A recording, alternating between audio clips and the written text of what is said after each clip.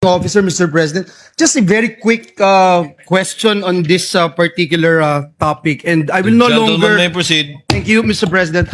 I will no longer dwell on the Operation Romanov, despite the fact that thank you to Senator Judge Rafi Tulfo who told me that about the dates. And I will not even mention or tackle the conditional threat. But I was looking at this NBI letter dated 2nd of December 2024, marked as Annex I.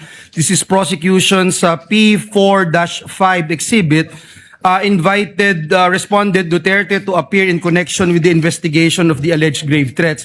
Mr. Witness, nakasaad din po dito sa sulat na iniimbestigahan ng NBI yung mga banta laban sa kanya at makakatulong po dito ang kanyang pagharap sa investigation. Tama po ba ito, Atty. Yes po, Your Honor. Tama po yan. Dahil po hindi personal na pumunta ang ating Vice Presidente, ano po yung naging epekto nito sa investigasyon ninyo sa mga banta laban sa kanyang buhay? Gusto ko lang malaman, ipinagpatuloy nyo po ba ang investigasyon ng NBI? What is now the status of this investigation?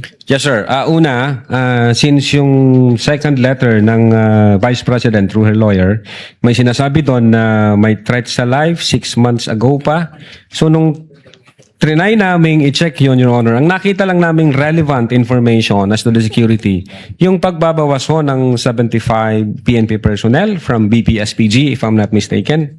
And then, I think transfer ho yata yung mga personnel na yan sa Manila. And then, when we check the record, yun nga, merong pang, based on the COA record, merong pang 335 more or less, if I'm not mistaken, na security personnel ang Vice Presidente. So, other than those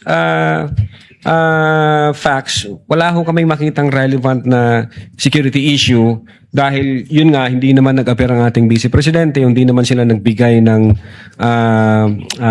any information na pwede namin pagsimulan po. So, so after that, you did not pursue anymore the investigation on the threats against the Vice President? Ang alam ko, ang aming intelligence service ay may monitoring na ginagawa from time to time. I ask this question, Mr. Witness, and for the our people.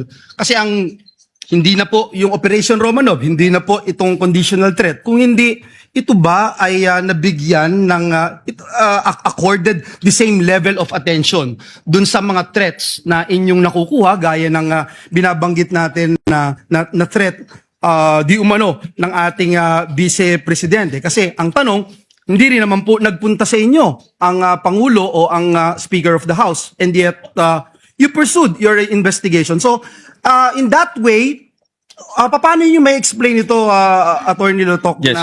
na ginawa nyo talaga yung lahat ng inyong magagawa para imbestigahan din yung threat laban sa pangalawang Pangulo? Opo, Your Honor. Magkaiba po siya. Yung grave threats na inatter ng Vice President against the President, apparent po siya, Your Honor. Nakita po namin.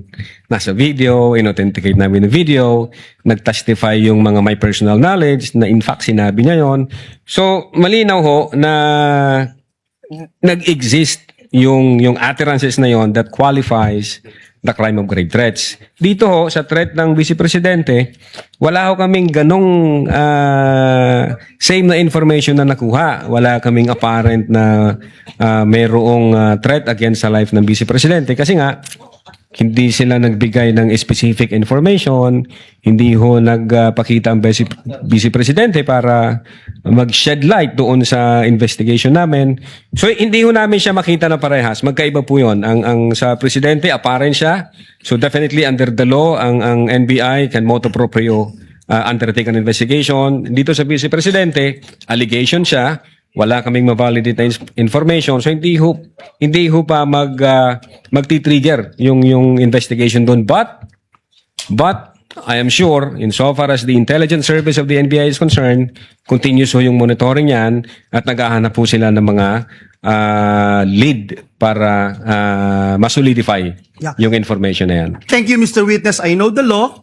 Presidente, Vice Presidente, Speaker, pwede nyong tignan at imbestigahan yan. But I feel na importanteng maipakita natin sa taong bayan that same level of attention ang ibinigay po natin. At we also if we need to walk the extra mile of investigating, we have to do it in the name of fairness. So, yun lang Opo. po yung nakita ko, and siguro yung sinasabi nyo nga po, hindi sumapat yung inyong mga nakalap na mga impormasyon, whether the information ay kulang or hindi kayo nagkaroon ng access sa mga information na to, kaya po hindi nagtuloy. Opo, Your Honor. That is insofar as the Cybercrime Division is concerned. Thank you very much. Thank Thank you you. po.